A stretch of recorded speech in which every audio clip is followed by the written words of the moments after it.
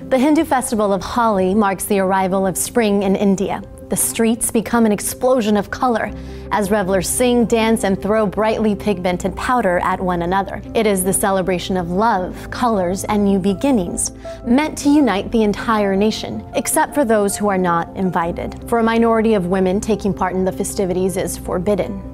The Hindu widows of India are excluded. Dressed only in white, the color of mourning, they live a ghost-like existence on the fringes of society. Society expects that they devote their lives to their husband's memory, give up all earthly pleasures, and dutifully wait for death.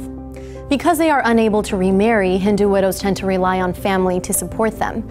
But more often than not, they are cast aside, seen as both a financial burden and bad luck.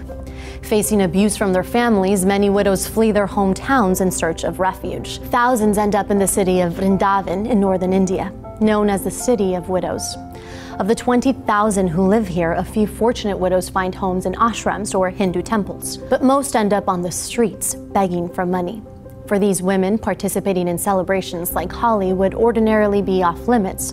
But for the third year in a row now, the nonprofit group Sulabh International has organized festivities for the widows living in one of the ashrams in Vrindavan as a means to end their persecution. During the celebration, the quiet temple springs to life as a kaleidoscope of colored powder flies across the courtyard, transforming the white saris of the joyous women. Though many of them haven't celebrated Holi for decades, they are quick to remember old songs and dances. But behind the smiles and frivolity, there is a little sadness. The celebrations are reminders of happier times spent with family and friends.